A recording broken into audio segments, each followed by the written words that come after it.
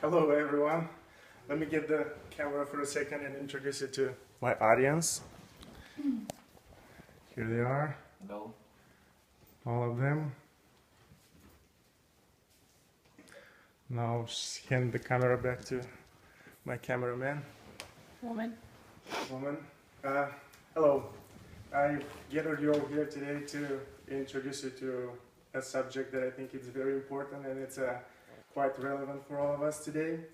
I'll speak up on stress and how important it is nowadays, and what kind of effects it causes us. So I'm pretty sure every one of us is experiencing stress on a daily basis, but until recently I didn't know what kind of effects it has on us. And after going through a lot of material, I would like today to introduce you to some facts and statistics. First, I will speak up on how stress affects our bodies. Then I think I'll spare a few words on how stress affects our brain. And after I damage you with all this information, I will give you some advices on how to lower down the level of stress. So, what is stress? Stress can be considered as the body's reaction on any change that requires an adjustment or response. Our bodies are designed to experience stress and to deal with it on a daily basis, and stress could be positive and negative. Positive stress is the stress that keeps us alert and helps us to avoid possible danger. And negative stress occurs when we're experiencing continuous challenges without a relief in between those challenges, and those continuous challenges, they lead to a medical condition called distress, and that distress, if the distress is the chronic distress, leads to conditions to the body such as stomach pain, headache, nausea, chest pain, even sleeping problems. A lot of people try to avoid stress by using drugs, alcohol, tobacco, but as it turns out, that's not the way to deal with stress. It only harms your body more. The statistics on stress are unbelievable. 45% of all adults suffer from health issues. 75% to 90% of all doctors visit in America are related with stress, and it's considered one of the most hazard dangers at the workplace. It's unbelievable that the American industry also spends over $300 billion to deal with stress annually.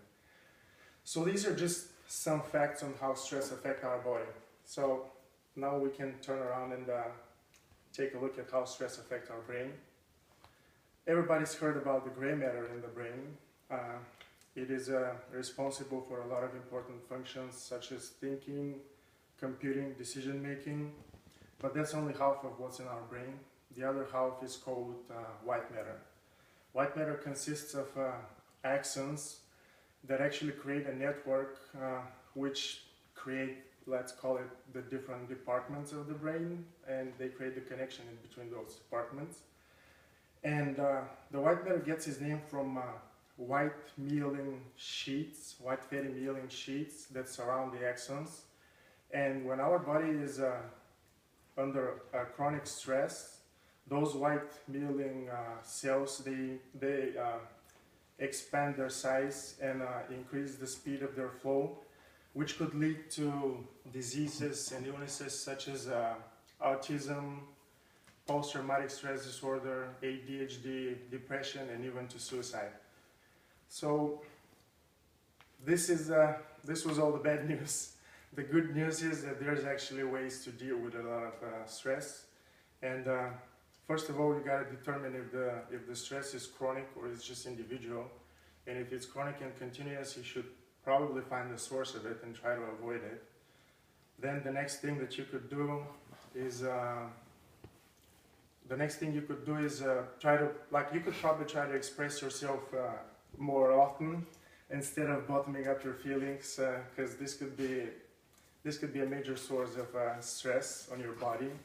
And you should try to see how you cope with the stress and how you deal with it. Certainly, alcohol, tobacco, and drugs are not the right way to deal with stress. And I guess a good way to start with deal with stress is to start thinking positively and leave the negativity aside. And that's pretty much all of it. I hope you enjoyed the short presentation, and have a good day. Let me take a quick sneak peek of the audience again. Good job. There you go.